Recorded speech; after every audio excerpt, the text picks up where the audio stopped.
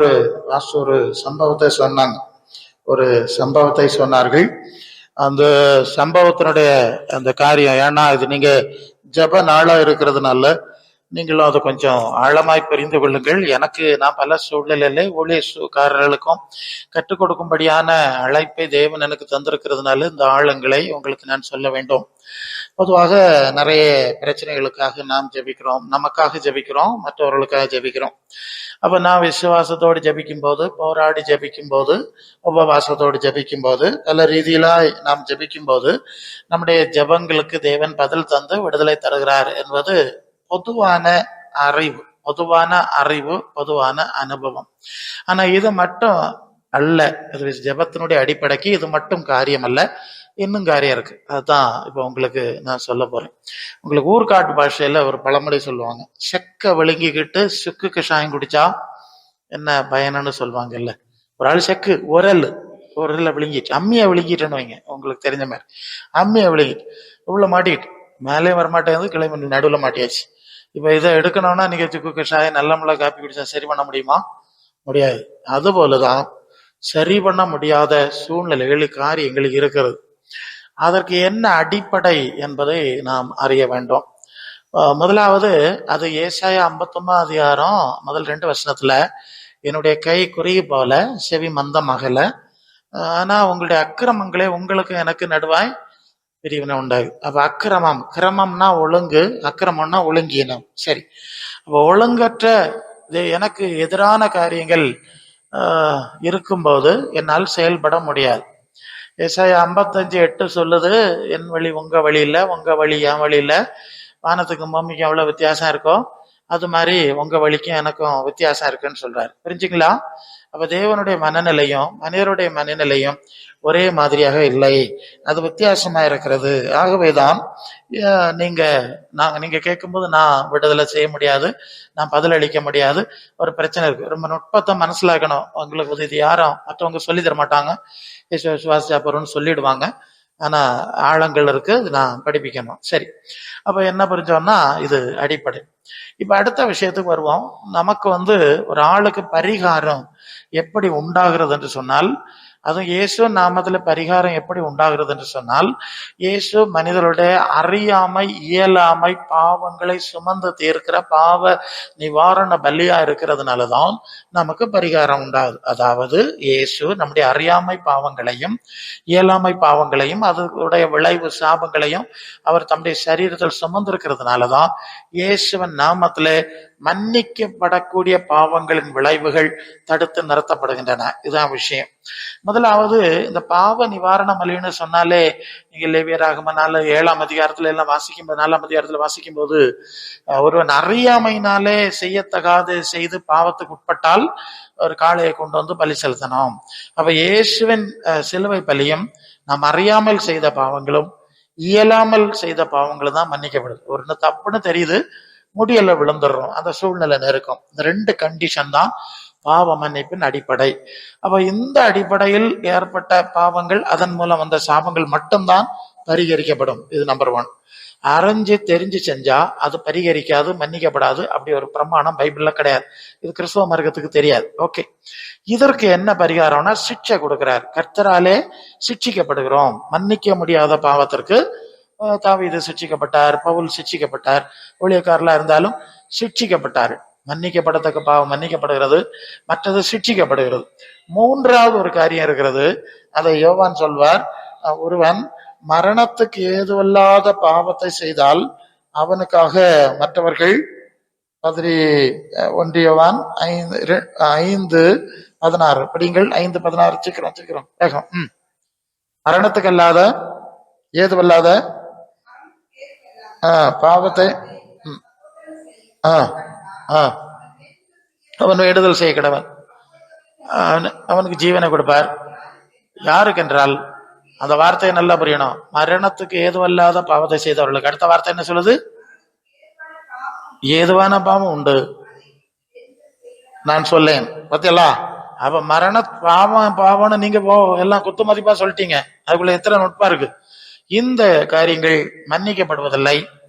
ஒன்றில் அவர்களுக்கு சிக்ஷைகள் கொடுக்கப்படலாம். ஒண்ணு, மரணம் என்று சொன்னால் இப்ப அனனியா சப்பீரா 2 பேரும் பொய் சொன்னாங்கல்ல பேதுருக்கு முன்ன. 2 பேரும் விழுந்து செத்து போயிட்டாங்க. ஏன் செத்தாங்க? பெரிய பாவம் ஒன்றும் செய்யல, சின்னதான் செஞ்சாங்க. அது என்ன சொல்லுது? 1 கொரிந்தியர் 11 அதிகாரத்துல 30க்கு வாங்க கர்த்தருடைய பந்தியில கர்த்தருடைய சரீரம் என்னதென்று அறியாததுனாலே ஆக்கினை தீர்ப்புக்குள்ளாக அப்போத்தின மனம் பண்ணுகிறான். இது நிமித்தம் உங்களில் அநேகர் வியாதி உள்ளவர் 30. இது நிமித்தம் உங்களில் அநேகர் படிங்க பலவீனர் வியாதி உள்ளவருமா இருக்கிறீர்கள், அநேகர் நித்திரை அடைந்திருக்கிறார்கள். கவனிக்கிறீங்களா? விசுவாசிகள் நல்ல விசுவாசிகளா இருந்திருப்பாங்க, சபைக்கு வந்தாங்க, கர்த்தருடைய பந்தியில வந்தா பாவம் மன்னிக்கப்படணும்னு வந்தாங்க, மன்னிப்பு கிடைக்கல, தண்டனை கிடைச்சிச்சு. சபையில உள்ளதான் சொல்றேன், சரியா? சிலர் ஆரோக்கியமா வியாதியாய் கடந்து போனார்கள், பலவீனமாய் கடந்து போனார்கள். சிலர் ஆரோக்கியமா கொஞ்சம் ஆழமான, அதுக்கு பேர் பலவீனம், முதலாவது பலவீனம், 2வது வியாதி, அதை விட ஆழம் நித்திரை அடைந்திருக்கிறார்கள், செத்து போனாங்க. சரீர பிரகாரம் யாரு? விசுவாசி. புரிஞ்சா நான் சொல்றதுக்கு? அப்போ மன்னிக்கப்படுற பாவம் அறிந்து அறியாது செய்கிறவங்க மன்னிக்கப்படாது. அறியாமல் செய்த பாவம் மன்னிக்கப்படுது, இயலாமல் செய்த பாவம் மன்னிக்கப்படுது, அறிந்து அதன்படி செய்யாது மன்னிக்கப்படுறது கிடையாது. மரணத்துக்குரிய பாவம் மன்னிக்கப்படுது. இதெல்லாம் நிறைய விஷயம் இருக்குள்ள, இதெல்லாம் உங்களுக்கு தெரியாது. நீங்க எல்லாத்தையும் சின்ன எழுப்பிடலாம், நீங்க போவீங்க, நாங்க போக முடியாது. இல்ல அதனாலதான் இது என்ன செய்யணும், இதுல என்ன காரியம் இருக்கு ஆண்டவரே, நாங்க ஜெபிக்கலாமா வேண்டாமா, அல்ல என்ன சொல்லணும்லாம் நாங்க ரொம்ப ட்ரை பண்ணோம். ஒரு ஜட்ஜ் இடத்துல ஒரு குற்றவாளியை விடுவிக்கிறதுக்கு அந்த வக்கீல் எப்படி எல்லாம் வாதாடுறானோ அது மாதிரி நியாயமான காரியங்கள், அநியாயம் சொல்லி வாதாட முடியாது. ஏதாவது பல விஷயங்கள் இருக்கு, சொல்லி எடுத்து தான் சில காரியத்தை செய்யணும். இது முதலாவது, நீங்க புரிஞ்சிருங்க. சரி, இப்ப ஒரு ஆள் இந்த சூழ்நிலையில வந்தாருன்னா சில சந்தர்ப்பத்துல ஓகே, எனக்கு டிபிஎம்னு ஒரு சபை இருக்குல்ல, சிபிஎம் சபைன்னு சொல்றாங்கல்ல, இந்த சபையை ஸ்தாபித்தவர் பாஸ்டர் பால். அவர் குடும்பஸ்தர், அவருக்கு 5 பிள்ளைகள் கூட உண்டு. அவர் ஊழியம் செய்த ஆரம்ப காலம். அப்போ அவர் ஊழியம் நல்லா செஞ்சுட்டு இருக்கிறார். அவருக்கு கூட ஒரு உடன் ஊழியர் இருந்தார். அந்த உடன் ஊழியருக்கு ஒரு நண்பர் இருந்தார். அந்த நண்பர் வியாதிப்பட்டு மரணக்கட்டுல அகப்பட்டிருக்கிறார். அப்ப அவர் பாஸ்டர் பால்கிட்ட சொல்றாரு, பாஸ்டர் நம்ம அவருக்கு போய் ஜெபம் பண்ண போனோம், இப்படி மரணத்தோட போராடி கொண்டிருக்கிறார், நான் போய் ஜெபிப்போம், ஆண்டவர் விடுதலை கொடுப்பார். உடனே பாஸ்டர் பால் சொன்னாராம், சரி இருங்க நான் ஆண்டவர்கிட்ட கேட்கட்டும்னு சொன்னாராம். எப்படி? ஆண்டவர்கிட்ட. சரி, போய் ஜெபம் பண்ணார். ஜெபம் பண்ணா ஆண்டவர் சொன்னாராம், போவாண்டா அந்த ஆளுக்கு கையில முடிச்சாச்சுன்னு சொல்லிட்டார். சரியா? உடனே இவர் வெளியே சொன்னாராம், அவருக்கு காலை முடிச்சிட்டு ஆண்டவர் சொல்றாரு போவாண்டான்னு சொல்றாருன்னு. உடனே அவர் சொன்னாராம், ஐயோ அப்படி சொல்லப்படாது, ஒரு ஆத்மா உலகத்தை விட்டு விளையாற பெற்றது, நாம எப்படியாவது ஆண்டவர்கிட்ட போராடி கேட்போம். எப்படி கேட்போம்? போராடி கேட்போம், விசுவாசிச்சு கேட்போம், ஆண்டவர் தராம இருக்க மாட்டாரு, நம்ம போவோம் அப்படின்னு திருப்பியும் கம்பல் பண்றார். இப்போ பாஸ்டர் பால் சொல்லாரு, அப்படியா? உடனே நின்றுகிட்டே ஜெபம் பண்ணாராம், ஆண்டவரே நீர் ஒருக்கா சொல்லியாச்சு, 2வது இப்ப நாங்க போறது உங்களுக்கு சித்தம் இல்லைன்னா நாங்க போற வண்டி பைக்கு ஏதோ ஒரு இதுல போனாவலாம், 2 வீலர்ல, அதுல இருந்து எங்களை கீழே தள்ளி போட்டாதும் எங்களை திருப்பி கொண்டு வந்துடும். இப்படி ஜெபம் பண்ணிட்டு 2 பேரும் போனாவலாம். ஒரு பைக்ல போற இடத்துல வண்டி சரைக்கு 2 பேரும் கீழே விழுந்தாவலாம். விழுந்தாண்ட இவர் சொன்னாரா, நம்ம என்ன வீட்டுக்கு போமா போவோம். இல்ல புரியுதா நான் சொல்லுது? நீங்க நினைக்கிறது மாதிரி எல்லாம் ஒரு தினம் எடுத்துட முடியாதுங்க. அது அவர் என்ன செஞ்சிருக்காரு நமக்கு அறிவானும். சில சந்தர்ப்பத்துல கிடைச்சிருது, பல சந்தர்ப்பத்துல கிடைக்காது. இது அடிப்படை. இதெல்லாம் எனக்கு தெரிஞ்சதுனால நான் ரொம்ப திணறுவேன். பல சூழ்நிலையில கொண்டு விட்டுடுவாங்க, நான் திணறி போவேன். என்ன செய்யுது? கர்த்தர் பேசலன்னா ஒன்றும் செய்ய முடியாது. அவர் எனக்கு ஒரு வார்த்தை தரலன்னா மௌனமாயிரு, பேசாம உட்காந்துருவார், பேசவே மாட்டார். சிலரை பற்றி ஒரு ஐடியா, சிலரை பற்றி நெகட்டிவ், சிலர் பேசாம வந்துட்டா பிரச்சனை தான். நாங்க தான் உத்தேசத்துல நிக்கணும். இது ஒரு பிரச்சனை, நீங்க புரிஞ்சிருக்க. சரி, இப்போ இப்படிதான் சொன்ன சூழ்நிலை. இப்ப அந்த பார்ட்டி சம்பந்தமா வருவோம். சோ அப்படியே பேசி கொண்டிருந்தேன். முதலாவது விஷயம் என்னன்னா, அது யோவான் 12:48, என்னை தள்ளி என் உபதேசத்தை புறக்கணிக்கிறவனை நியாயம் இருக்கிறது ஒன்று இருக்கிறது, நான் சொன்ன வசனமே அவனை கடைசி நாளில் நியாயம் தீர்க்கும். அவங்க கிறிஸ்தவ சூழ்நிலையை சேர்ந்தவங்க, அவங்க கையில பைபிள் இருக்குது.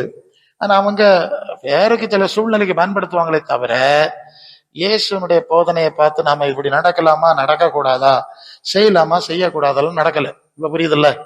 அவங்க பாட்டு கொஞ்சம் சில ஏதோ செய்வாங்களா இருக்கும். இப்ப கோயில் எல்லாம் பிரதானிகளா இருப்பாங்க, ஆனா ஜபிப்பாங்க, அவங்களுக்கு விசுவாசம் இருக்கு, ஜபம் இருக்கு, பட் ஆண்டவருடைய காரியங்களை அவர்கள் அசட்டை பண்ணினார்கள். அப்ப ஆண்டவருடைய காரியத்தை அசட்டை பண்ணினவர்களுடைய விஷயத்தை அவர் புறக்கணிச்சிருவார். நீங்க ஆண்டவரை புறக்கணிச்சா ஆண்டவர் உங்களை புறக்கணிச்சிருவார். நீங்க எத்தனை பாஸ்டர்மார்கிட்ட போனாலும் கிடைக்காது. நான் அப்படிதான் அடிக்கடி உங்களுக்கு செய்ய சொல்லிட்டு இருக்கேன். ஆண்டவரை புறக்கணிச்சிட்டு நீங்க எங்க போனாலும் தப்ப முடியாது. இது கிறிஸ்தவர்களுக்கு, பைபிள் வச்சிருக்கிறவங்களுக்கு ஏற்படுகிற காரியம். 2வது அந்த வருஷம் சொல்லுதில்ல, பேதுரு எழுதின நிருபத்துல, நியாய தீர்ப்பு தேவனுடைய வீட்டில் தூங்குகிற காலமா இருக்கிறது. முந்தி அது நம்மிடத்தில் தூங்கினால் மற்ற ரட்சிக்கப்படாதவனுடைய நிலைமை எப்படி அப்படின்னு சொல்றார். அப்ப நியாய தீர்ப்பு எங்க தொடங்குதான்? தேவனுடைய வீட்டில் தூங்குகிற காலமா இருக்கிறது. அப்ப தேவனுடைய வீடுன்னா யார் யார் இயேசுவின் சுவிசேஷத்தை அறிஞ்சாங்களோ, சத்தியத்தை அறிஞ்சாங்களோ, நடக்கலையோ அவர்களிடத்துலதான் முதலாவது நியாய தீர்ப்பு உண்டாகிறது என்பதை நீங்கள் அறிந்து கொள்ள வேண்டும். அப்ப அது தேவனுடைய வீடுன்னா தேவனுடைய காரியங்களை அது 1 பேதுரு 4:17 நியாய தீர்ப்பு தேவனுடைய வீட்டை தூங்குகிற காலம் முந்தி முதலாவது நம்மிடத்துல தூங்குகிறது அப்படின்னு இருக்கு. சோ இப்ப அடுத்த ப்ராப்ளம் என்னன்னா, இவங்க அந்த கேட்டகரியில வந்துட்டாங்க. இதெல்லாம் எனக்கு வரிசையா தெரியுது இல்ல. சோ இப்ப இந்த கேட்டகரிக்கு என்ன செய்யணும்? பரிகாரம் செய்யணும். அதுக்கு நான் என்ன சொன்னேன்னா, நீங்க ஒரு பொருத்தனை பண்ணுங்க. ஆண்டவரே, நாங்க உண்மை வசனத்தை சரியா கடைபிடிக்காம போயிட்டோம், வாசிக்காம போயிட்டோம். இனிமேல் உங்களுடைய ஒவ்வொரு வசனத்தையும் கிளியரா வாசிப்போம். உங்களுடைய வசனத்தின்படி வாழ, உங்களுடைய மாதிரியின்படி வாழ, சீஷர்களாய் வாழ ஒப்பு கொடுப்போம். அல்ல இல்லையா? நீர் சொன்னது நீர் செஞ்சது இப்படியே வாழ ஒப்பு கொடுக்கணும்னு நீங்க ஒரு சப்மிஷன், ஒப்பு கொடுத்தல் பூரணமா நீங்க செய்யணும். இது முதல் விஷயம். 2வது, கணவனுக்கு வியாதி வந்தா மனைவிக்கு மருந்து கொடுக்கணும், மனைவிக்கு வியாதி வந்தா கணவனுக்கு மருந்து கொடுக்கணும், பிள்ளைக்கு வியாதி வந்தா பெற்றோருக்கு மருந்து கொடுக்கணும். இதுதான் எனக்கு ஆண்டவர் படிச்சிருந்த மருத்துவ முறை. இப்ப உங்க கணவருக்கு தான் பிரச்சனை இல்ல, அப்ப உங்களுக்கு தான் மருந்து தரணும், அப்ப நீங்க தான் முதல்ல செய்யணும் அப்படின்னா அது கொஞ்சம் நடுங்கி போச்சு அப்படின்னு சொன்னேன். வேற இதுக்கு மார்க்கம் கிடையாது, வேற வழி கிடையாது, அது ஒண்ணுதான் அப்படின்னு சொன்னேன். அடுத்தது என்னன்னு சொன்னா, நீங்கள் ஆண்டவர்கிட்ட ஜெபம் பண்ணணும். யார் பிரசங்கமார்கிட்ட போகக்கூடாது, சத்தம் ஒன்றும் போடக்கூடாது, தனியா ஒரு ரூம்ல போகணும், முழங்கால் போட்டு உங்க மனசு தேவனோடு இணைக்கத்தக்கதா நீங்க பேசணும். என் பாவங்களை எனக்கு சொல்லி தரும், என் மீறுதல்களை எனக்கு சொல்லி தரும், நான் சரி பண்ணுவேன், அழணும். அப்படி செய்யும்போது உங்க மனசுல சில காரியங்களை ஆண்டவர் உணர்த்துவார். அது எப்படி இருக்கும்னா, உங்களுக்கு புரியறதுக்கு நான் சொல்றேன்.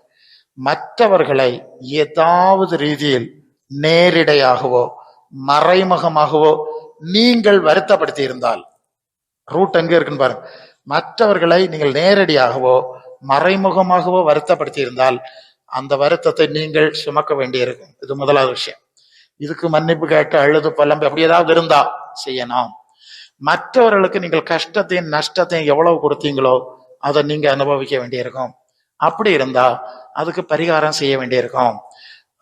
சகைவிக வீட்டுக்கு ஆண்டவர் போன போது சொல்றான், ஆஸ்தியில் பாதியை ஏழைகளுக்கு கொடுக்குறேன், எதையாவது அநியாயமாய் வாங்கினது உண்டானால் நாலத்தனையாய் திருப்பி கொடுக்குறேன். அதுக்கு பிறகுதான் ஆண்டவர் சொன்னார், இன்றைக்கு இந்த வீட்டுக்கு ரட்சிப்பு வந்தது. இப்படி ஏதாவது செய்யணும்னா நீங்க செய்யணும்னா உடனே செஞ்சிடணும். அது வரும், உங்க மனசுல தெரியும், யாரை கஷ்டப்படுத்துனீங்க, யாரை நஷ்டப்படுத்துனீங்க, என்னென்ன செஞ்சீங்க எல்லாம் உங்களுக்கு தெரியும். அதெல்லாம் நீங்க இதுக்கு உங்களுக்கு வேதனை வரும்போதுதான் மற்றவங்களுக்கும் வேதனை வந்தா இப்படிதான் இருக்கணும் உணர்வு வரும். அதுவரை அதுவும் குறிப்பா அந்த வக்கீல்மார்கள்லாம் உணர்வே வராது. புரியுமா உங்களுக்கு? அவன் கள்ளனை எல்லாம் எப்படியாவது விடுதலை பண்றதுக்கு உள்ள கள்ள நியாயம் எல்லாம் பேசி மஜிஸ்ட்ரேட்டை குழப்பி தீர்ப்பு வாங்கிடுவாங்க. சரியா? மற்றவங்களை எதிர்பார்ட்டிக்காரல எல்லாம் கஷ்டப்படுத்துவாங்க, நல்ல மாதிரியா காசு வாங்குவாங்க. ரொம்ப பயங்கரமானவங்க இந்த வக்கீல் தொழில், போலீஸ், நீதி, இந்த மாதிரி இருக்கவங்களுக்கு எல்லாம் விடுதலை கிடைக்கிறது கஷ்டம். ஆனா முடியாது.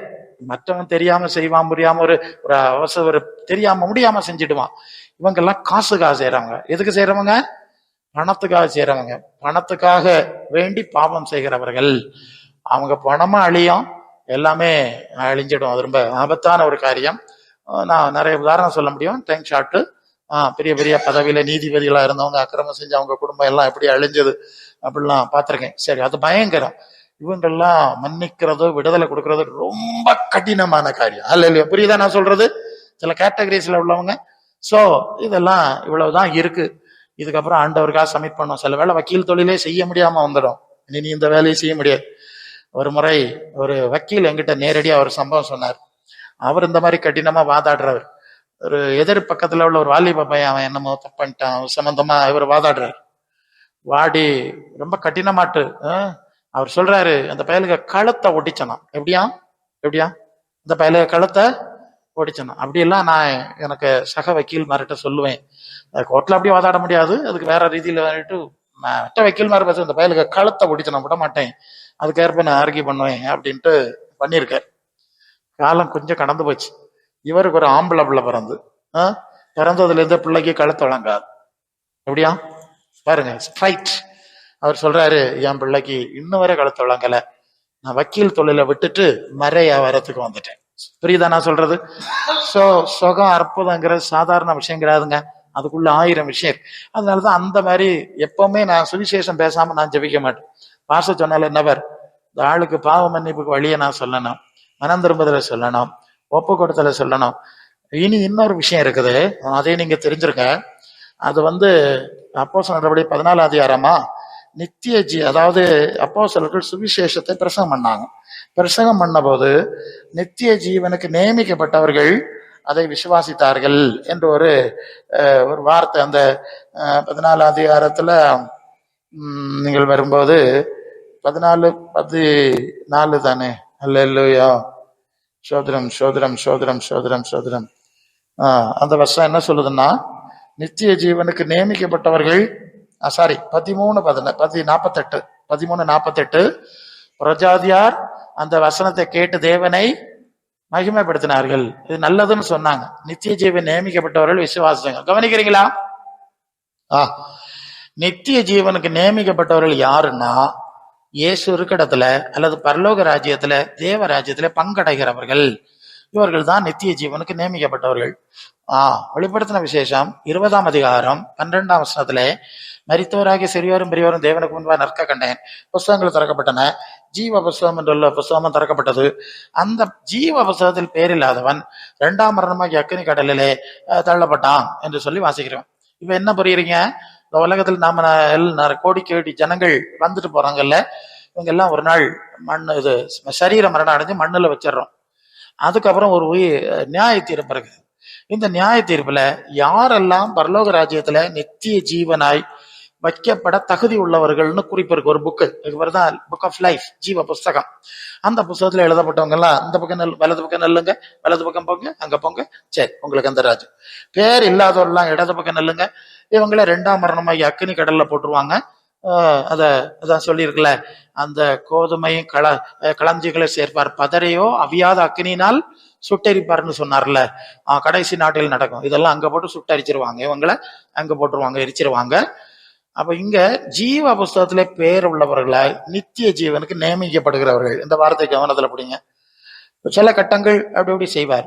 இப்ப இந்த ஆளு நித்திய ஜீவனுக்கு நியமிக்கப்படல, தகுதி இல்லை, அல்ல நித்திய ஜீவன் அவன் ஏக்கல, விரும்பல, எவ்வளவு சான்ஸ் கொடுத்தேன் அவன் விரும்பல, இப்பவும் விரும்பலன்னா அவனுக்கு ஆண்டவர் அற்புதம் செய்ய விரும்ப மாட்டார். அல்ல இல்லையா? அதான் பிள்ளைகளின் அப்பத்தை எடுத்து நாய்க்குட்டிகளுக்கு போடுகிறது. அதுதான் தொண்டு எல்லாம் கொடுத்துருப்பாரு, அது வேற. அற்புதம் நடக்காது, விடுதலை கிடைக்காது, அவங்க நினைக்கிறது கிடைக்காது, நாள் இருந்துட்டு செத்து போட்டுன்னு விட்டுடுவாரு. இவன் தான் இங்க வரமாட்டான்ல, பரலோகத்துக்கு வராதவனுக்கு நான் ரிஸ்க் எடுக்க வேண்டிய அவசியம் இல்லை. கிக்னி கடல்ல சாம்பலாக்கப்படுறவனுக்கு நான் எனக்கு ரிஸ்க் எடுக்க போறேன், சுட்டரிக்கப்படுறவனுக்கு. இதுதான் அதுக்கு விஷயம். அதனால்தான் தேவ ராஜ்யத்தை முதலாவது தேடுறதுக்கு தான் நான் பிரசங்கம் பண்ணுவேன். இவன் அந்த எல்லைக்கு வர்றானான்னு பார்ப்போம். இவன் எங்க வர்றான்? சிலர் அப்படியே பிரசங்கத்தை கேட்டு அழுதுருவாங்க உடனே. நான் பிரசங்கம் பண்ணிட்டு இருப்பேன், சேர்ல இருக்கவங்க பட்ட இறங்கி கீழே உட்காருவாங்க, நான் பார்த்துட்டே இருப்பேன். சிலர் உடனே அழுதுருவாங்க, சிலர் கீழே விழுந்துருவாங்க, சிலர் முழங்கால நின்றுருவான். என் முன்னாலேயே முழங்கால நின்று இருக்காங்க. எனக்கு ஜோமன் டச் ஆயிடுச்சு. இந்த வசனம் போச்சது, உடஞ்சிட்டாங்க, அழுதுட்டாங்க, அர்ப்பணிச்சுட்டாங்க. அதுங்கிறது எங்களுக்கு டக்குன்னு தெரியும், கனெக்ட் ஆயிரும், உடனே பரிகாரம் உண்டாயிரும். சில ஆளுகள் உணர மாட்டான், அப்படி உணர்ற மாதிரி இருப்பான், உணர மாட்டான், திட்டுவான், இந்த பிரசங்கிய அடிப்பேன்னு சொல்லுவான். என்ன இவர் தான் சொன்னா செத்து போயிட்டான், அது வேற விஷயம். சரியா? ஆமா, இப்படி எல்லாம் இருக்கு. இதெல்லாம் பார்த்துதான் இந்த ஊழியத்தை நாங்க செய்யணும். நீங்க நினைக்கிறது மாதிரி கிடையாது. எனக்கு நிறைய படிச்சு தந்திருக்காரு, நல்லா பேசணும். அல்லேலூயா. சரி, அப்ப இப்படித்தான் செய்திகளை சொல்லி இருக்கோம். சப்மிட் பண்ணுங்க. அதுக்கு மேல ஜெபம் பண்ணியிருக்கோம். எங்களுக்கு ஒரு எல்லா அதிகாரங்களையும் நான் பயன்படுத்தி ஜெபம் பண்ணியிருக்கிறேன். இனி இவ்வளவு காரியம் இனிதான் பார்க்கணும் அவங்க. ஏன்னா ஒரு விஷயத்த நான் ரொம்ப ஸ்ட்ராங்கா சொன்னேன், அது உதாரணத்தோட சொன்னேன். ஒரு இடத்துல ஒரு நபர் 2 கிட்னி ஃபெயில் ஆகி நியர் டு டெத், சாவர லெவலுக்கு வந்திருக்காரு. நாங்க ஒரு இடத்துல கூடி ஜெபம் பண்ணிட்டு வீட்டுக்கு போற நேரம் அந்த ஜெபக்குழுல பங்கெடுத்த ஒரு சகோதரர் சொன்னார், அந்த சகோதரர் கொஞ்சம் கஷ்டத்துல இருக்காரு, அவருக்கு ஒண்ணு வீட்டுல போய் ஜெபம் பண்ணிட்டு போவோம்னு சொன்னார். சொன்னதுனால அவர் எனக்கு தெரியாது, நான் அப்படி அந்த கூட்டிட்டு போனாங்க, அந்த வீட்டுக்கு போனோம். போனா ஓகே, டயாலிசிஸ் எல்லாம் பண்ணி பண்ணி பண்ணி தான் போயிட்டு இருக்கு. ஸோ நான் அப்படியே பார்த்துட்டு நிக்கிறேன். எனக்கு அந்த ஆள் உயிரோடு பிழைப்பாருன்னு நம்பிக்கை கிடையாது. கவனிக்கிறீங்களா? எல்லாம் கவனத்துல வைக்கணும். ரொம்ப நுட்பம் பேசுறேன். அந்த ஆள் உயிர் பிழைப்பான்னு எனக்கு நம்பிக்கை கிடையாது. சரி, நான் சொன்னேன், உங்க காரியம் எல்லாம் சரியாயிட்டு இல்லையா அப்படின்னு சொன்னேன். இப்படி பேசினேன். உடனே அவர் சொல்லாரு, ஆமா பாஸ்டர், எனக்கு தெரியுது, எனக்கும் அப்படித்தான் தெரியுது அப்படின்னு அவரே சொல்லாரு. The same. அப்ப என்ன செய்யுது? ஜெபம் பண்ணோம். இது எப்படி போறதுன்னு நான் இப்படி யோசிக்கிறேன். அவங்க மனைவி அந்த பக்கத்துல நின்னாங்க. நான் சொன்னேன், இந்த ஆளு உயிரோடு இருக்கணும்னு உங்களுக்கு யாருக்கெல்லாம் ஆசை? எனக்கு, நான் ஊழியக்காரன், இவர் உயிரோடு இருக்கணுமா இருக்கு, நான் முடிவு எடுக்க முடியாது, எனக்கு அவருக்கு சம்பந்தம் கிடையாது. இவர் உயிரோடு இருக்கணும்னு உங்க யாருக்கும் ஆசை, விருப்பம். நீங்க யார் அந்த பொறுப்புல இருக்கீங்களோ அவங்க நீங்க ஒப்பு கொடுக்கணும். அல்ல இல்லையா? உங்களுக்கு தானே உயிரோடு இருக்கணும். அவருக்கு காரியம் கிரியர் போயிடலாம், உங்களுக்கு வேண்டிதான் வைக்கணும் அப்படின்னு சொன்னேன். அப்ப நீங்க எவ்வளவு ஒப்பு கொடுக்குறீங்களோ அவ்வளவு செய்யணும் சொல்லிட்டு, எனக்கு ஒரு ஸ்டடி இல்லை. நான் உடனே பக்கத்துல என்ன பாஸ்டர் ஜெபம் பண்ணுங்க அப்படின்னு பையன் நழுவுறதுக்கு முயற்சி பண்ணேன். அவங்க எல்லாம் பயந்துட்டாங்க. நான் பேச இல்ல இல்ல இல்ல நீங்க தான் ஜெபம் பண்ண, என் தலையில வச்சு கட்டிட்டாங்க. இனி அவர் ஜெபம் பண்ணி செத்து போனா பிரச்சனை வந்துடக்கூடாது இல்ல, நான் சொல்லி போனா போட்டுங்கிற மாதிரி. இல்ல நீங்க தான் செய்யணும்னு அவனும் வெளியே வந்துட்டான். எனக்கு வேற வழி இல்லை. சரி, நான் தலையில கையை வச்சு ஏதோ 2-3 வார்த்தை டப்பா சொல்லி ஜெபம் பண்ணிட்டு நானும் ஒரு கடமை ஜெபம் தான் பண்ணிட்டு வெளியே வந்துட்டேன். நான் நினைச்சேன் சான்ஸ் கிடையாது. ஏன்னா என் கையில ஒண்ணும் இல்லை. ஒரே ஒரு காரியம், அவங்க யாரு உயிரோட இருக்கணும்னு விரும்புறாங்களோ அவங்க என்ன சப்மிட் பண்றாங்க அது மட்டும் தான் இங்க கேட்கப்படும். என்ன விட்டாச்சு, நான் வந்துட்டேன். ஒரு வாரம் கழிச்சு பார்த்தா நான் ஸ்கூட்டர்ல பைக்ல போறேன். அந்த ஆள் ரோட்டங்கரையில நிக்கிறாரு. சரியா, சுகமாயி எங்க கூட சுவிசேஷ வேலைக்கு வருவார், தெருப்பிரசங்க எல்லாம் நாங்க பண்றதுக்கு வருவார். இன்னும் உயிரோட இருக்காரு. அல்ல இல்லையா? சொல்லுவாரு, எனக்கு நான் புற சொன்னேன், உங்களுக்கு உயிர் இப்படியாக்கும் விஷயம். ஆமா பாஸ், எனக்கு தெரியும், ஆண்டவருடைய வேலை மட்டும் செய்யுங்க, வேற ஒண்ணும் செய்யாதுங்க. இல்ல இல்லையா? இனி இது ஒண்ணுதான் சான்ஸ், வேற ஒண்ணும் செய்யாதுங்க. நான் இப்படி எல்லாம் அடவு வச்சுதான் விட்டுட்டு வந்தேனே. சொல்ற புரியுது இல்லையா? அது மாதிரிதான் சொல்லியிருக்கேன் உங்களுக்கு. நீங்க உங்க ஒப்பு கொடுத்தல், உங்க ஜபத்தை கேட்டுதான் உங்க கணவருக்கு என்ன செய்யணும், அது பூரண விடுதலை தர்றாரா இல்ல ஓரளவு தந்து, ஆமா அப்படியெல்லாம் இருக்கு. ஆமா, சிலரை ஃபில் பண்ணுவார், சிலரை ஃபில் பண்ணாம கொஞ்சம் இது வச்சிருக்கேன், நீ அதுக்குள்ள நீ கொடாப்படு. சரியா? அப்படிலாம் சூழ்நிலை இருக்கு. உங்களுக்கு புரியும் நினைக்கிறேன். ஆழமான விஷயம், வேற விஷயம் ஜபம் கிடையாதுங்க. இதெல்லாம் சொல்றா அநேகருக்கு புரிய மாட்டேங்குது. சரி, கர்த்தர் நமக்கு உதவி செய்யட்டும். அந்த வசனம் இருக்கு, எரேமியா 17:5-10 சீக்கிரம். எரேமியா 17:5-10 வரை நீங்க படிக்கணும். சீக்கிரம் நீங்க படிச்சாதான் சரி, எனக்கு காணாம தெரியும். சொல்லுங்க. மனுஷர்கள் மேல் நம்பிக்கை வைத்து மாம்சமானவளை புயபலமாக்கி கொண்டு கர்த்தரை விட்டு விலகுகிற இருதயம் உள்ளவன், அந்த வார்த்தையை பாரு, சபிக்கப்பட்டவன் என்று கர்த்தர் சொல்லுகிறார். அவன் அந்தர வழியில் கரளையாய் போன செடியை போல இருந்து நன்மை வருகிறதை காணாமல் இடங்களிலும் தங்குவான். கர்த்தர் மேல் நம்பிக்கை வைத்து கொண்டிருக்கிற மனுஷன் பாக்கிய, போதும் சமயம் இல்லை. அவன் சபிக்கப்பட்டவன், இவன் பாக்கியவான். யாரு? மாம்சமானவற்றின் மேல் நம்பிக்கை வைத்து கர்த்தரை விட்டு விலகிறவன். இது முதல்ல என்னன்னா, பணபலம், மனித பலம், உலக பலத்துல நம்பிக்கையா இருக்கிறவன் இருக்கான்ல, அவன் அவிசுவாசி. இனி விசுவாசி என்ன செய்வான்னா, பாஸ்டர் மேல் நம்பிக்கை வைப்பாங்க. அவன் அவர் அப்படிதான் பேசுறாரு, அவர் தீர்க்கதரிசி, அவர் அற்புத பாஸ்டரு, அவர் இந்த மாதிரி நீங்க வச்சீங்கன்னா என்ன பாஸ்டர். அவிசுவாசியே சொல்லிட்டேன், அது வேற. விசுவாசிகள் எங்க பாஸ்டர் அற்புதரு இல்லைன்னா இப்படிப்பட்டவர், இப்படி நம்பிக்கை வச்சீங்கன்னா நீங்க சபிக்கப்பட்டவன்னு கர்த்தர் சொல்றாரு. சரியா? அப்படி வைக்கப்படாதான். உருளைக்காரர்கள் ஜெபிச்சிருப்பாங்க உங்களுக்கு கூட்டத்துக்கு, அதனாலதான் கூட்டி வச்சு பிரசங்கம் பண்றோம். அல்ல இல்ல, நான் தெய்வம் காட்டுறதுக்கு நாங்க செய்ய மாட்டோம். நீ வசனத்தை கேளுன்னு அடுத்த வேலை நாங்க செய்யறோம்ல. நீங்க கர்த்தரை விட்டுக்கிட்டு, கர்த்தரை எரிச்சல் விட்டுற காரியம் செஞ்சுக்கிட்டு, ஆண்டோடைய வசனத்தை அசட்டா பண்ணிக்கிட்டு, நீங்க இந்த மாதிரி பிரசங்கி மாதிரி வச்சு பாத்துக்கலாம், தீர்க்க தரிசிகளா வச்சு பாத்துக்கலாம், உள்ளூர் பிரசங்க வெளியூர் பிரசங்கன்னா நீங்க சபிக்கப்பட்டவன்னு கருத்து சொல்றாரு, நான் சொல்லல. சரியா? அவன் வாடி போயிருவான். இது சாபங்கிறார். இது ரொம்ப ஆபத்தான ஒரு காரியம். இன்றைக்கு கிறிஸ்தவ குலத்தில், குறிப்பாக பந்தைக்கோச குலத்தில் இதுதான் நடந்துட்டு இருக்கு. அவங்க ஆண்டவரை நம்ப மாட்டாங்க, ஆண்டவருடைய வசனத்தை மைண்ட் பண்ண மாட்டாங்க. 41 நாள் 41 உபவாச பிரசங்கன்னு எல்லாம் இருப்பாது. 41 படம் போட்டிருப்பாங்க, 41 தீர்க்கதரிசி இவனை உயிர் கொடுக்க போறானா இருக்கும். என்ன மடத்தனம்! ஆண்டவர்கிட்ட காத்திருந்தா இது ஒண்ணுதான் தேவையில்லையே. நீங்க உட்காந்து ஜெபம் பண்ணிட்டே இருப்பீங்க. ஆண்டவர் என்ன சொல்றாரு? ஓகே, என் முன்னால ஒரு விஷயம் வருது சொல்றேன். பேர் மறந்துட்டேன். ஓகே, ஜட்சன், ஹட்சன் டெய்லர் நினைக்கிறேன், ஹட்சன் டெய்லர் நினைக்கிறேன். ஓகே, அவர் பெரிய மிஷனரி, படிச்சவங்களுக்கு தெரியும். ஓகே, அவருக்கு வயசு நியர் மோர் தேன் 80, 80க்கு மேல வயசு வந்து பெரிய சீனியர் மிஷனரி. அவர் தன்னுடைய மிஷனரி ஃபீல்டில் இருக்காரு. அப்போ அங்கெல்லாம் லைட் கிடையாது, கரண்ட் கிடையாது. ஏதாவது இந்த மாதிரி நெருப்பு கொளுத்து மாதிரி கொளுத்தி அந்த வெளிச்சத்துல தான் இந்த படிக்கணும். இவர் ராத்திரி எழும்பி இருந்து இப்படி படிச்சுக்கிட்டே இருக்காரு ரொம்ப நேரம். அப்ப அவருக்கு அசிஸ்டன்ட் ஒரு ஊழியக்காரர் இருந்தார். அவர் பார்த்தாரு, இந்த வயசான காலத்துல இந்த மனுஷன் இந்த வெளிச்சத்தையும் கொளுத்தி போட்டுட்டு இப்படி பார்த்துட்டே இருக்கார், என்ன பார்த்துட்டு இருக்கார் அப்படின்னு இவர் போய், ஐயா நான் உங்களுக்கு உதவி செய்யட்டா, என்ன வசனம் தேடணும் சொல்லுங்க, இந்த வசனம் தேடுறதுக்கு தானே நம்ம செய்வோம், ஏதோ சர்ச் பண்றாரு அப்படின்னா அவர் சொல்றாரு, நான் இனி ஏதாவது காரியம் செய்யாமல் விட்டு விட்டேனா என்பதை அறியும்படி நான் ஒவ்வொரு வசனமா தேடுவேன். கொள்ளாமா, 80 வயசுக்கு மேல இனி நான் ஏதாவது செய்யாம விட்ட காரியம் இருக்கா பாக்குறதுக்கு நான் தேடுவேன். அல்ல ஊழியக்காரர்கள் இப்படி இருந்திருக்காங்க தெரியுதுல்ல. சோ இந்த மாதிரி போறது ரொம்ப ஆபத்தானது. ஏற்கனவே பெந்தேகோஸ்துக்காரங்க ஆண்டவரை விட்டுட்டாங்க, ஆவியானவரையும் விட்டுட்டாங்க. அப்புறம் இப்படி கள்ள தீர்க்கதரிசி எல்லாம் கூப்பிட்டு படம் காட்டிட்டே இருக்கிறாங்க, நடக்காது. கர்த்தருக்கு கோவம் வந்துடும். அவருக்கு கோவம் வராம முதலாவது அவரை கூப்பிட்டு, நீர் தான் எங்களுக்கு எல்லாம், மற்றவங்க எல்லாம் அப்புறம் தான் அப்படின்னு நீங்கள் ஒப்பு கொடுக்க வேண்டும். அல்லேலூயா. 1 சாமுவேல் 8:7, 1 சாமுவேல் 8:7. அது என்ன விஷயம்னா, இஸ்ரவேல் ஜனங்கள் சாமுவேல்கிட்ட வந்து கேட்கிறாங்க, எல்லாருக்கும் இருக்கிறது போல எங்களுக்கு ஒரு ராஜா வேணும்னு கேட்கிறாங்க. தேவன் தம்முடைய தீர்க்கதரிசியை சாமுவேலை மூலமாய் பேசி கொண்டிருக்கிறார். சாமுவேல் தான் என்னன்னு சொல்லுவான், அதை ஜனங்கள் கடைக்கு பிடிக்கும்படி பேசிட்டு இருக்கிறான். இப்படி பேசிட்டு இருக்கும்போது ஜனங்கள் கேட்கிறாங்களா, எங்களுக்கு இது ஒத்து வராது. கவனிக்கிறீங்களா? இந்த மாதிரி தீர்க்கதரிசி கொண்டு பேசுறது எங்களுக்கு என்ன செய்யாது, ஒத்து வராது. எங்களுக்கு ஒரு அரசியல் தலைவன் வேணும். அரசியல் தலைவன் என்ன அர்த்தம்னா, தீர்க்கதரிசின்னா அவன் கர்த்தருடைய சமூகத்துல தான் போயிருப்பான். அவர் என்ன சொல்றானோ வந்து இங்க பேசிட்டு போயிருவான். தீர்க்கதரிசி அவன்கிட்ட ஒண்ணு நீங்க பேச முடியாது, சொல்லிட்டு போயிட்டே இருப்பான். அரசியல் தலைவனா நீங்க கூப்பிட்டு என்ன செய்வீங்க, வட்டமேசை மாநாடு, ரவுண்ட் டேபிள் கான்ஃபரன்ஸ் சொல்லுவாங்கல்ல, வட்டமேசை ஆலோசனை கூடுவீங்க, கேபினெட் கூட்டுற மாதிரி கூடி இருந்து தீர்மானம் எடுப்பீங்க. இந்த தீர்மானத்தை தான் நிறைவேற்றீங்க. தீர்க்கதரிசி உங்களுக்கு மாதிரி இந்த மாதிரி வட்டமேசை மாநாடு கூட வரமாட்டான், ஆலோசனை பண்ண வரமாட்டான். அவன் கருத்துட்டு போய் பார்ப்பான், அவர் சொல்லிட்டு போயிடுவான். இதெல்லாம் எங்களுக்கு ஒத்து வராது, நாங்களா ஆலோசனை பண்ணி முடிவு எடுக்க எங்களுக்கு என்ன வேணும், ஒரு அரசியல் தலைவன் வேணும்னு கேட்டாங்க. கேட்டும்போது இது சாமுவேலுக்கும் கஷ்டமா இருந்து, இது கர்த்தரை அசட்டை பண்றது அவங்க தெரிஞ்சாச்சு. இப்ப சாமுவேல்கிட்ட கர்த்தர் சொன்ன வார்த்தையை வாசிங்க, அந்த வசனம். என்ன அந்த கர்த்தர் சாமுவேலை நோக்கி, ஜனங்கள் உன்னிடத்தில் சொல்லுவது எல்லாவற்றையும் அவர்கள் சொல்ல கேளு.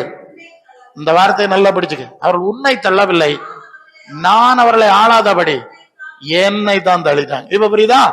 என்ன தள்ளிட்டு நீங்க மாம்சமானதுக்கு பின்னால போறீங்க. மனுஷர்களை வச்சு பதன் இடத்துல அரசியல் நடத்தலான்னு பார்த்தா அது எங்க வந்து முடியும் நமக்கு தெரியும்.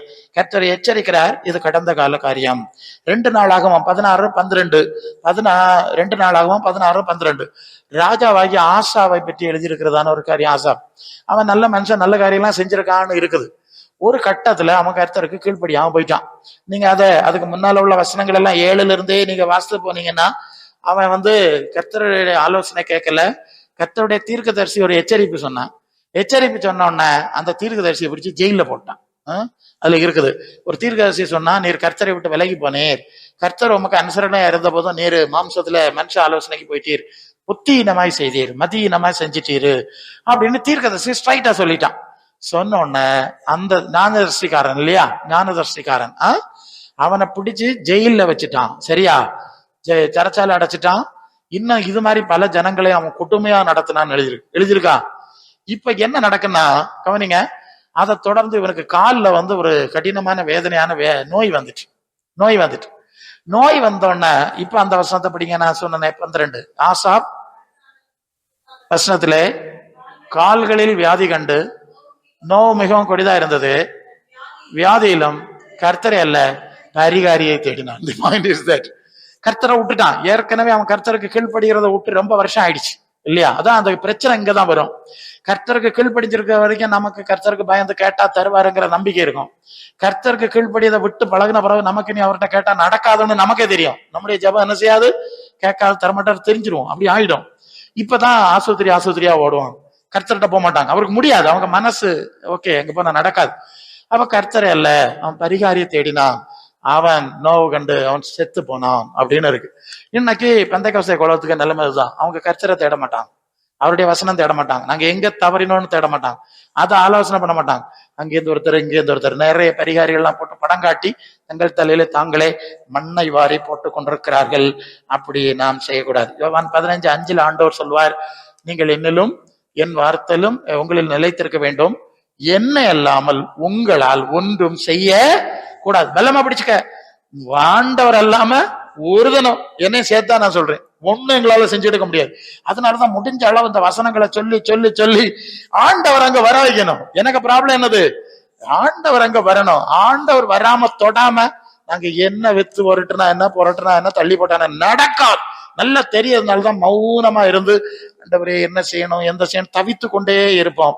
ஒரு தொடலுதல்னு ஒரு வார்த்தை தரும், அந்த வார்த்தை இல்லாம திணறிடுவோம். நான் எப்படி போனோம், ஆண்டவர் எனக்கு வசனம் மூலதான் எனக்கு நீங்க யோவான் 14:26 பிதாவிடத்திலிருந்து புறப்படுகிற ஆவி வரும்போது நான் சொன்ன யாவை உங்களுக்கு நினைப்பூட்டுவார். இது எனக்கு வசனம் தந்திருந்ததுனால ஆண்டவர் எனக்கு உங்களுடைய வசனத்தை நினைப்பூட்டோம். ஏதாவது ஒரு வசனம் தரும், அவர் அப்படி நினைப்பூட்டின பிறகுதான் எனக்கு கண்டினியூ ஜபம் கூட பண்ண முடியும்.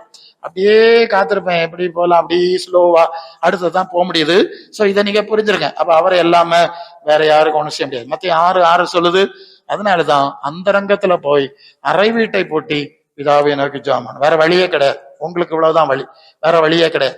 பிதாவை நோக்கி நீங்க ஜெபம் பண்ணு, உங்க மனசு தேவனோடு இணையட்டும், தகுதியான காரியங்கள் செய்ய வேண்டியெல்லாம் செய்ய வேண்டியிருக்கும். அப்படி செய்யும் போதுதான் பரிகாரம் உண்டாகும். இல்லைன்னா அது ஆவியானவர் ஏதாவது ரீதியில உங்களுக்கு பேச வேண்டியிருக்கும். நீங்க ஆண்டவருடைய வசனத்தை வாசிச்சிட்டீங்கன்னா அது பிரச்சனை இல்லை. யோவான் 8:29 சொல்வார், நான் என் பிதாவுக்கு பிரியமான விலை எப்பொழுதும் செய்யறதுனாலே அவர் என்னை தனியே, இதுதான் முக்கியமான இடம். அப்ப தேவனுக்கு பிரியமானதை செய்து பழகாம தயவு செய்து உங்க வாழ்க்கையை ஏமாத்தாதுங்க. இன்னொரு காரியம் நான் சொல்லணும், ஏன்னா இப்ப நமக்கு பண பலம் இருக்கும்போது நமக்கு தோணுற மாதிரி ஓடிடுவோம், சரீரத்துல பலன் இருக்கும்போது நம்ம ஓடிடுவோம், சூழ்நிலை எல்லாம் சாதக போடான்னு சொல்லிட்டு போயிடுவோம்ல, மாட்டிக்கிடுவோம். ஒரு சந்தர்ப்பம் வரும்போது மாட்டிக்கிடுவோம், எல்லாம் உதவி செய்ய முடியாம மாட்டிக்கிடுவோம். அப்பதான் நமக்கும் தெரியும், நம்ம பாக்குற மத்தவங்களுக்கும் தெரியும், இதுக்கு மேல ஒருத்தரம் உதவி செய்ய முடியாது. இங்க என்ன பிரச்சனைன்னா, ஒரு அபாயகரமான காரியம், பல மனிதர்கள் தாங்கள் தேவனால் கைவிடப்பட்டு விட்டோம்ங்கிறத லேட்டா தான் உணர்றாங்க. ஏன்னா நிறைய பணம் சேர்த்து வச்சிருப்பாங்க, அவனுக்கு அது வராது. நீங்க லூக்கா 16:19 ஒரு ஐஸ்வர்யவான் லாசரு சம்பவம் தெரியும். ஐஸ்வர்யவான் நல்ல ஐஸ்வர்யமா இருக்கிறான், அவன் பட்டும் தூமிய வஸ்திரம் தெரிச்சு மலையாளத்தில் ஆடம்பரமாய் சுகபோகமாய் வாழ்ந்தான் இல்லையா தமிழ்ல. சரி, அப்ப அவனுக்கு பிரச்சனை என்னன்னு கேட்டா நீங்க நல்லா கவனிக்கணும். உபாகமம் 28ஆம் அதிகாரம் முதல் 14 வசனத்துல பூமியின் உயர்ந்த ஸ்தானங்களில் இருப்பாயின்லாம் வசனம் இருக்குல்ல, இது எல்லாம் அவனுக்கு வாழ்க்கையில இருக்கு. இதுதான் விஷயம், சிக்கலான விஷயம். நல்ல வசதியா இருக்கேன், பணம் இருக்குது, அப்படி இருக்கு, நல்ல ஆடம்பரமா வாழ்றேன், கர்த்தர் என்னோட கூட இருக்கிறார். இந்த நினைவு தான், ஏன்னா அதை படிச்சிருக்கலாம், அதை கேட்டிருக்கலாம், இந்த உணர்வு தான் அவனை கடவுள் என்னோடு கூட இருக்கிறாருங்கிற தவறான எல்லைக்கு கொண்டு சென்று விட்டது. இன்னைக்கும் நேற்று பார்த்த மாதிரி உள்ள ஆளெல்லாம் அப்படிதான், அவங்களுக்கு பணம் அருவியா பாயுது. அவர் ப்ரொஃபசர் காலேஜ்ல, அவங்க இந்த மாதிரி அட்வொகேட். சோ பணம் தாராளமா புரண்டுட்டு இருக்கு, கைக்கு காலுக்கெல்லாம் ஆளு, கையை காட்டினா ஆள் வந்துடுறான். அப்படி இருக்கிறதுனால கடவுள் தங்களோடு இருக்கிறார் என்று ஒரு தவறான மனநிலையில வந்துடுறான். இந்த ஐஸ்வர்யவானம் வந்துடுறான். இப்ப லாசரு தெருவுல கிடக்குனால கடவுள் என்னோடு இல்ல நான் வளரிட்டு இருக்கிறேன் இல்லையா. இப்ப என்ன நடக்குது, கண்ணை மூடின பிறகுதான் கடவுள் என்னோடு கூட இருந்தேன்னு நினைச்சிட்டு இருந்தவன் பாதாளத்துக்கு போனான், இல்லைன்னு நினைச்சிட்டு இருந்தவன் அப்புறம் போனான். அவனுக்கு தத்தளிப்பு தான், ஏன்னா இப்படி இருக்கே என் வாழ்க்கை அப்படின்னு. நல்ல கவனிங்க, இது ரொம்ப ஆபத்தான ஒரு காரியம். நமக்கு பல வேளை அந்த டைம் முடிஞ்ச பிறகு ஐயோ நான் எப்படி நினைக்கலையே, என்கிட்ட சொல்லி முடிச்சிருக்கான். இப்ப சமீபத்தில் கூட சபையில உங்க சூழ்நிலையில நடந்த ஒரு மரணம், பேர் சொல்ல விரும்பல, அந்த நபரோடு மரிப்பதற்கு முன்பு நான் பேசிக்கொண்டிருந்த போது நான் தனியா பேசிக்கொண்டிருந்தேன். அப்ப நான் சில காரியங்கள்லாம் பேசினேன். பேசிவிட்டு நீங்க ஏதாவது சொல்ல விரும்புறீங்களா சொல்லுங்கன்னு சொன்னேன். சரியா, நான் பேசுறேன் அதே பிரசங்கி, உங்க மனசுல என்ன இருக்கு நீங்க சொல்லுங்க அப்படின்னு பேச சொன்ன. அவர் கொஞ்ச நேரம் பார்த்தாரு, அப்படி இப்படி இல்ல நீங்க ஓப்பனா பேசுங்க, இது ரொம்ப சிக்கலான ஒரு விவகாரம் அப்படின்னு. அப்ப அவர் சொன்ன வார்த்தை, எனக்கு இப்படி ஒன்று சம்பவிக்காது என்று நான் உறுதியாக நம்பினேன்.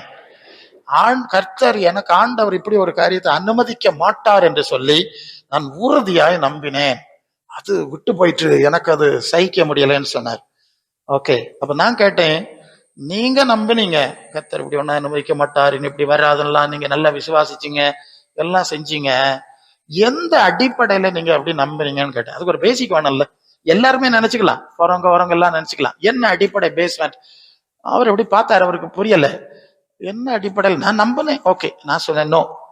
ஃபர்ஸ்ட் கொஸ்டின், அது இயேசு யோவான் 10:27 28 தானே, என் நாடு என் சத்தம் கேட்கறது, என் நாடு என் சத்தத்துக்கு செவி கொடுத்திருக்கணும், எனக்கு பின்னால வந்திருக்கணும். அவைகளை தான் என் கையில நான் அறிஞ்சிருக்கேன், அவைகளை தான் என் கையில வச்சிருக்கேன். அவைகளை பறிச்சுக்கிட்ட நான் விட மாட்டேன்.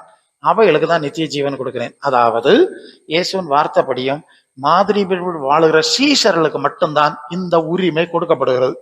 அது யோவான் 17:9 படிக்கும்போது, நான் உலகத்துக்காக வேண்டிக் கொள்ளாமல் நீர் எனக்கு தந்தவர்களுக்காக வேண்டிக் கொள்கிறேன். டிஃபரன்ஸ். அப்ப நீங்க இயேசுக்கு சீஷர் ஆனீர்களா? கிறிஸ்தவ குடும்பம் தாங்க, ரொம்ப வருஷம் எல்லாம் அனுபவம். சீஷர் ஆனீங்களான்னு கேட்டேன். அவர் இப்படி முழிக்கிறாரு, சீஷரா ஒன்னும் தெரியல. நம்பர் 1. செகண்ட்லி, அது அப்போஸ்தலர் 5:32, தேவன் தமக்கு கீழ்ப்படுகிறவர்களுக்கு தந்தருளின பரிசுத்த ஆவி சாட்சி. தேவன் தமக்கு கீழ்ப்படுகிற பிள்ளைகளுக்கு தம்முடைய பரிசுத்த ஆவியை குறித்து சாட்சி வச்சிருக்கார். எபேசியர் 1:13, நீங்கள் விசுவாசிகள் ஆன போது வாக்குத்தத்தம் பண்ணப்பட்ட பரிசுத்த ஆவியினால் முத்திரை போடப்பட்டீர்கள். அப்போஸ்தலர் 15:8, இருதயத்தை பார்க்கிற தேவன் நமக்கு பரிசுத்தாவி தந்தது போல அவர்களுக்கும் பரிசுத்தாவி கொடுத்து அவரை குறித்து சாட்சி கொடுத்தார். உங்களை குறித்து தேவன் சாட்சி கொடுத்திருக்கிறாரு. சொல்லுங்க, ஒண்ணு சீசர் ஆனீங்களா? அது உங்களுக்கு தெரியணும். நான் சப்மிட் பண்ணேன் சார் பாஸ்டர். 2வது, அவர் ஆவியை தந்து முத்திரை போட்டாரு, நேசகுமாரன் முத்திரை போட்டாரு. கிறிஸ்துவ ஆவி இல்லாதவன் அவருடைய நல்ல ரோமர் 8:9 சொல்லியாச்சுல. 8:14, இவர்கள் தேவனுடைய ஆவியினால் நடத்தப்படுறாங்களோ அவங்க தான் தேவ பிள்ளை. இந்த 2 நிச்சயம் உங்களுக்கு உண்டான்னு கேட்டேன். அவர் திணறி போனார். ஒவ்வொருத்தரும் நம்புறீங்க நீங்க, இது இந்த நம்பிக்கை இவங்களுக்கு தான் கொடுக்க. அது பரிசுத்த ஆவியானவர் கொடுக்கிற நம்பிக்கை வேறு, நம்ம உருவாக்குற நம்பிக்கை வேறு. அல்ல, நாமே திருப்பி விசுவாசிச்சு உருவாக்குறதுனால வராது. அவர் நமக்கு உறுதிப்படுத்தணும். இது நான் பிராக்டிகலா பேசுறேன். பல சந்தர்ப்பத்துல கைவிடப்பட்ட இருட்டு சூழ்நிலையில நின்று இருக்கேன். கர்த்தர் பேசியிருக்கார், பயப்படாத நான் கூட இருக்கிறேன். அல்ல, நம்மலாம் விசுவாசம் தளர்ந்து போச்சு, நம்முடைய எல்லா விஷயங்களும் தகர்ந்தே போயிட்டுங்க. இல்ல ஒண்ணும் இல்ல, என்னை கைவிட்டுட்டு நான் கைவிடப்பட்டு நிக்கிறேன்னு நான் அலறி இருக்கேன். கர்த்தர் பேசினார். ஓகே, ஒரு சந்தர்ப்பம் சொல்றேன், ஒரு இக்கட்டான சூழ்நிலை. அப்ப நான் ஜெபித்து கொண்டிருக்கேன், பதில் கிடையாது. நான் சொல்றேன், ஆண்டவரே என்னை இப்படி நெருக்கதியா விட்டுட்டீரு, எனக்கு ஒரு பதிலும் இல்லாம மாட்டேன் அப்படின்னு. ஒரு மத்தியானம் ஒரு 3 மணி வரை ஜெபிச்சுட்டேன்னு நினைக்கிறேன். ஜெபிச்சுட்டு நான் இருந்த அந்த சூழ்நிலைக்கு பின்பக்கம் போனேன். போகும்போது 2 வீடு தாண்டி 3வது வீட்டுல இருந்து ஒரு பொம்பளை பிள்ளை ஒரு பாட்டு பாடிச்சு. கண்கள் அவன் மீது வைத்திடுவார், கருத்தாய் காத்திடுவார். இதுக்கு முன்னாலேயும் பாடல, அதுக்கு பின்னாலேயும் பாடல. பிடிச்சிட்டா? கர்த்தர் பேசிட்டார். இதுதான் கர்த்தர் பேசுறது. நம்ம தத்தளிப்புல இருப்போங்க. அப்ப கர்த்தர் ஏதோ ரீதியில வசனம் எல்லாம் பல ரீதி இருக்கு, நான் ஒண்ணுதான் சொன்னேன். இல்லாம நாமே உணர்த்திக்கிட்டது இல்ல. கர்த்தருடைய சமூகத்துல இருக்கிறவங்க அந்த பழக்கம் தெரியும். கர்த்தர் நமக்கு தெரியும். கொஞ்ச நேரத்துல அதுக்கு அடுத்தது, அதுக்கு விடுதலை, அவர் என்ன சொன்னாரோ அது அப்படியே நடக்கிறதும் தெரியுங்க. இது ஒரு நுட்பமான அனுபவம். இந்த அனுபவம் இன்னைக்கு விசுவாசிகள்ட்ட கிடையாது, பெந்தேகோஸ்துக்காரர்ட்ட கிடையாது, பாஸ்டர்மார்ட்டையும் கிடையாது. புரியுதா? இதை எப்படி ரெக்கார்ட், எனக்கு தெரியுது, அனுபவம் இருக்கு. இதை எப்படி எடுக்கிறது என்கிற ரீதியில தான் அவங்களுக்கு பல பாடங்களை பல ரீதியில் நான் சொல்லி கொண்டு வர்றேன். நீங்க தான் புரிஞ்சுக்கிட்டா நல்லது. ஆண்டவர் நமக்கு எல்லா ரீதியில நன்மை செய்கிறவர் தான். நீங்கள் சங்கீதம் 20:7-8 அவர்கள் ரதங்களையும் குதிரைகளையும் நம்ம 20:7-8 வசனத்துல ரதங்களா குதிரைகள் நாங்களோ அவர்கள் முறிந்து விழுந்தார்கள் நாங்களோ கர்த்தரை, அது வசனம் 7-8 20:7-8. சில ரதங்களை குறித்தும் மேன்மை பாராட்டுகிறார்கள், நாங்களோ நாமத்தை குறித்தே மேன்மை பாராட்டுவோம். அவர்கள் முறிந்து விழுந்தார்கள். இல்லையோ பாத்தீங்களா? 1 கோடி பிரசங்கிமாரு கைவசம் வச்சிருப்பா, வச்சத்து போயிருவான். ஒருத்தனை இல்லாம தனிமையில நிப்பான். நான் கடந்து பார்த்துட்டு தான் பேசுறேன். இல்லையோ, கர்த்தர் மட்டும் கூட இருந்தா வேற ஒண்ணும் இல்லாட்டாலும் பிரச்சனை இல்லை. எல்லாம் இருந்தோம், கர்த்தர் மட்டும் இல்லைன்னா கதை என்ன ஆயிரம் கந்தலு. இத நீங்க படிக்கணும். அதனாலதான் தனி ஜெபம் பண்ணு, ஆண்டோடைய வசனங்களை வாசி. உனக்கு நம்ம மனசு தேவனோட பேசணும், இணையணும். இல்ல அவனுக்கு எனக்கு சம்பந்தமே இல்லைன்னு நாங்க என்ன செய்ய முடியும்? நீங்க ஆண்டவருடைய வார்த்தையை வாசிக்கிறீங்களா? தியானிக்கிறீங்களா? ஒவ்வொன்ன நான் சொன்னனே, இன்னும் நான் கடைபிடிக்காதது ஏதாவது இருக்கிறதா என்று பார்த்து சரி பண்றேன். அந்த வயசான முதிர்ந்த மிஷினரி சொன்னாருன்னு சொன்னல, நீங்க என்ன செஞ்சுட்டு இருக்கிறீங்கன்னு கேக்குறேன். பிரச்சனை வந்தோடனே ராத்திரி வா, பவலவா, ஓடி வா, என்ன வா, சத்தம் எல்லாம் போட தெரியுது. நாங்களும் கிடந்து கொஞ்சம் கஷ்டப்பட்டு தான் கரையாத்த வேண்டி இருக்கு இல்லையா? ஏன் தெரியுமா? உங்களுக்கு இன்னும் ஆண்டவரோட பேசக்கூடிய சகதி வரையில, அந்த அனுபவம் வரையில, பரிசுத்தாவின் அனுபவம் கிடையாது, ஒண்ணும் கிடையாது. இப்படி இருந்துகிட்டு எத்தனை நாள் இது நடக்கும்? எத்தனை நாள் நடக்கும் சொல்லுங்க? நீங்க அப்படி இருக்க முடியாது. சபைன்னா அப்படி இருக்க முடியாது. சபைனா நீங்க பாட்டுக்கு ஜெபிப்பீங்க, நீங்க ஒருத்தருக்கு ஒருத்தர் ஜெபிப்பீங்க. உங்கள்ட்ட கர்த்தர் பேசினாருன்னு சாட்சியில சொல்லி, என்கிட்ட கர்த்தர் பேசினார், நான் இந்த காரியத்தை சரி பண்ண அறிக்கை பண்ணினேன், ஆண்டவர் அற்புதம் செய்யறாருன்னு சொல்ல போறீங்க. பழைய சபையில இப்படிதான் சொல்லுவாங்க. இப்படி நான் கிடந்து ஜெபம் பண்ணிட்டு இருந்தேன், ஆண்டவர் சில காரியத்தை உணர்த்தினார், அவள்கிட்ட நீ பேசாம இருக்க, அவள்கிட்ட மன்னிப்பு கேளு, நீ இப்படி திட்டுறது தப்பு இல்லையா அப்படின்னு ஆண்டவர் பேசினாரு. நான் பேசிட்டு வந்த உடனே எனக்கு சோக்க எடுப்புச்சுன்னு சொல்லுவா. தெரியுமா உங்களுக்கு? சாட்சியில இன்னைக்கு கேட்குதீங்களா? அப்படி இப்படிப்பட்ட அனுபவம் இருக்கா? அப்படி இன்னும் அநேக காரியம் நாங்க விட்டோம், எங்களுக்கு விடுதலை தன்னால வந்துச்சு. ஒரு ஆளு ஜெபம் பண்றதுக்கு இங்க பக்கத்துல இருக்கிற பாசன கிறிஸ்தவ சபையுடைய சாது ஏசாசன் காஞ்சிரகோட் சாது அவர்கள் அப்படி ஜெபம் பண்ண வந்துட்டான். தூரத்துல இருந்தே ஐயான்னு கும்பிட்டுட்டே வர்றான். இவர் எப்படி பார்த்தாரு, மாட்டுக்கு சோம் இல்லைன்னு வந்தியோ, அந்த எல்லைகள்ல அங்க இருந்து பிடிங்கி இங்க மாத்தி போட்டுட்டே இல்லையா? அதுல இருந்த இடத்துல எல்லைகள்ல போட்டு மாட்டுக்கு சோங்க தீந்தா ஜபமும் வேண்டாம் வேண்டாம், நீ வீட்டுக்கு போகணும், முடிச்சு போச்சா? பல சந்தர்ப்பத்துல சின்ன காரியமா இருக்கும். ஒரு பெரிய தேர்ன்னு சொல்லுவாங்க. தேர் பார்த்திருக்கிறீங்களா? பழைய காலம் அங்கங்கே நடத்தி விட்டுருக்காங்க. அதுக்கு சக்கரமே 2 ஆள் உயரத்துக்கு இருக்கும் தேர். இந்த தேருக்கு வீலு வெளியே வராம இருக்கிறதுக்கு ஒரு சின்ன ஆணி மாதிரி ஒண்ணு போட்டிருக்கும் பாத்துருங்க, அச்சாணியா அது என்னமோ சொல்லுவாங்க, ஒரு லாக் கீ போட்டிருப்பாங்க. பழைய கால வண்டி, காட்டு வண்டியிலயும் அது இருக்கும்.